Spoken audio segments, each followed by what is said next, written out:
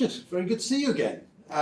So today we're talking actually at a time where there are some quite significant changes going on in the UK merger control regime, and we're going to talk about a case which straddles the what we're going to call the old world and the new world, the Spreadex Sporting Index case, which was really interesting because, so first of all, you've got a completed deal, you had phase 2, you had a prohibition.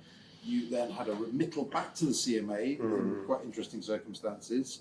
And then you've had the finding again that this was a 2-to-1 merger, and some very, very strong language from the CEO of Spreadex about how this was completely disproportionate and unjustified, 20 months worth of investigation in relation to a very small market with a very small number of users.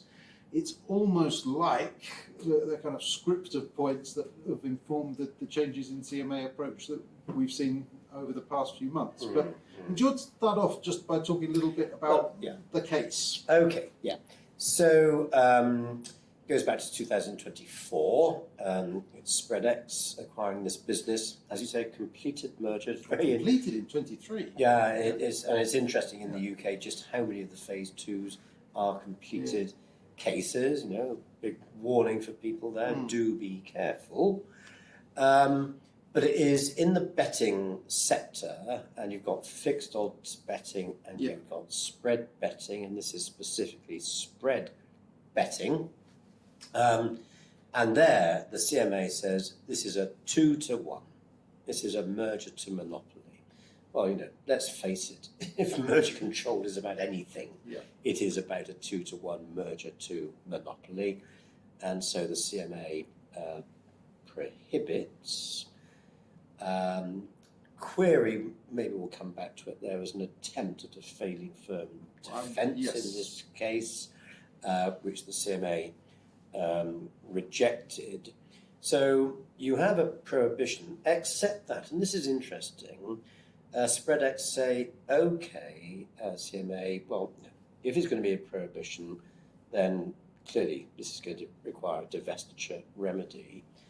And we will offer that as a commitment, but without prejudice, because we think that our rights of defence, if you like, have been infringed in this case. So here's your remedy, but we reserve the right to go to the CAT. So the decision is handed down, I think, November 2024, and then Spreadex do go to the CAT. And what they're saying is that, of course, the CMA has to tell us the evidence on which they're basing their decision, and lots of things were heard from third parties, but what we got was the CMA's summary of what the third parties had said, but we didn't see what they had said. And we think we should have seen the evidence, not just the CMA's fairly high-level interpretation of that evidence. So that's the basis of the appeal. And then before it actually comes to a hearing, the CMA obviously has a look at its files and how it conducted the case and said, actually, Spreadex, we see your point. We will withdraw the decision.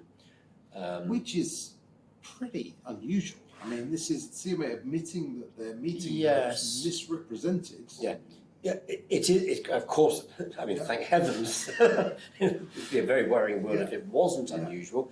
But it's not unknown for the CMA to acknowledge, in the face of an appeal, some error on their part. It has happened before. Not often, but it has happened before. Anyway, the upshot of all of that is the decision is annulled.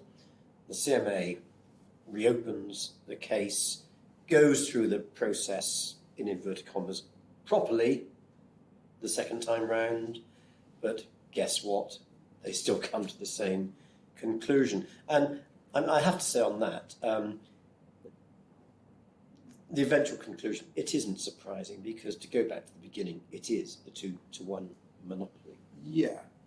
Now, I just want to give you this quote. So this is the quote from the spokesman for Spreadex, who was extremely disappointed. It says, "We have cooperated and engaged positively with the CMA throughout what has now been a 20-month review period into an immaterial transaction involving a failing firm serving a very small number of customers in a tiny subsection of the UK sports betting market. Wholly disproportionate to the benefits it is purported to provide either to the UK economy or consumers." It feels like that must have landed at higher levels of government, or was targeted at kind of pushing those buttons at least. Well, I've no doubt that it would have been aimed at higher levels of government, and shall we just agree between us that 2025 has been an interesting year?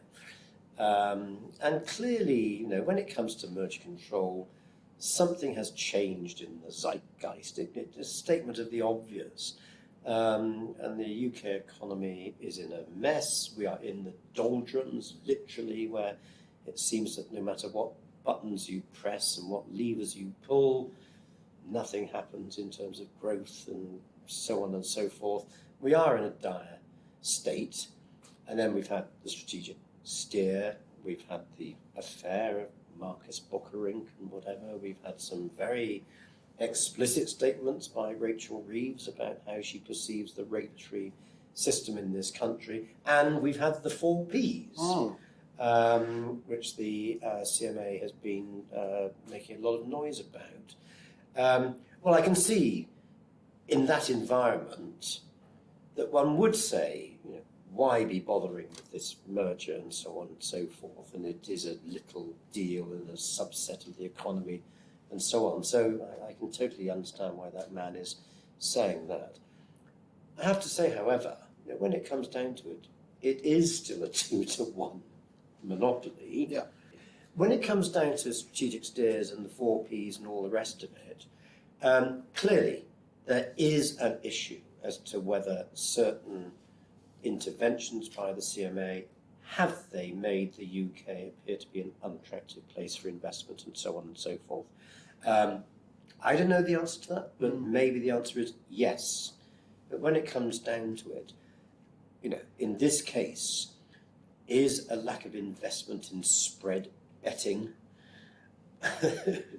part of the answer to our problems? I doubt it. So, this is one of the last cases, potentially, under 2 phase 2s with the panel system. So with the panels as decision makers independent from the phase 1 team, the second pair of eyes, ensuring that you don't get confirmation bias from the initial review going into phase 2.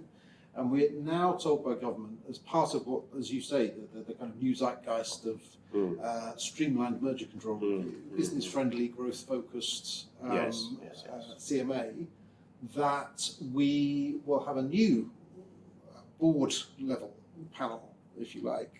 How do you see that? Because this has been a topic that has gone back and forth over our careers as to whether the panel system was a good idea ever since the CMA was formed. Indeed, throughout our careers, and mine is much longer than yours, and it's been there forever. Yeah. So this is our cherished phase 1, phase 2 system, which goes back to the days of the OFT and the Competition Commission. I use the terms advisedly. Where, of course, under the old model, the OFT were the case handlers who investigate the case. If they had serious doubts, then they handed it over to the Competition Commission, which with a fresh pair of eyes, or actually 8 eyes, because 10 eyes even, 3, 4, 5 panel members, then would look at the case. And they were unbiased by early engagement and whatever. And those people, those panel members were, the great and the good from city law firms and economic consultancies and business and accountancy and so on and so forth. And it's a good system. Of course, it's a very good system. And then in 2013, the decision was made to merge the OFT and the CC. And I remember it all very, very well. And very influential lobbyists, not least the law firms of the City of London, said, if you're going to merge these authorities, you've got to preserve the fresh pair of eyes system.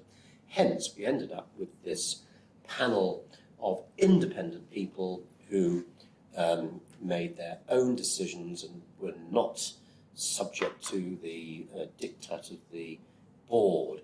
So very, very typical British way of doing things. We don't do revolutions in this country. I mean, Charles I might disagree, but I mean, since him, there hasn't been anything particularly revolutionary, and so we have maintained this system. We're 2025. Is it time for a change? Because if you think of antitrust, then that's a unitary system, and it is the board that decides, delegating powers to the CEO. And then we've got our new DMCCA and this incredibly important legislation for the digital platforms. Well, where are the decisions made there? By a committee of the CMA, the Digital Markets Board. And then if it's a merger or a market, you've got the panel members. Well, it does look a little bit haphazard, does it not? So I have to say, to my mind, and I say this as an academic, not affiliated to any organisation, not paid by anyone to think anything, just to be the academic who observes objectively, I honestly feel that the time has come to do this, and I would imagine what they envisage is some sort of committee of the board that would mirror what they've done for digital markets and do the same for markets and mergers. So I'm sympathetic to it in principle. I have no doubt that there's going to be 6 months of very, very interesting engagement, shall I say, by the various stakeholders. I think it's very, very interesting because the pendulum has swung on this as well.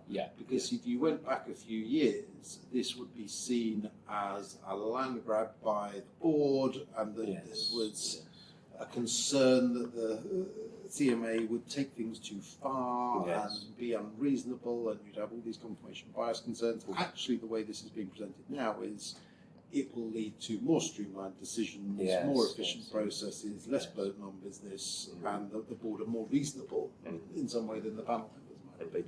And it will be interesting if you do. The sands shift endlessly.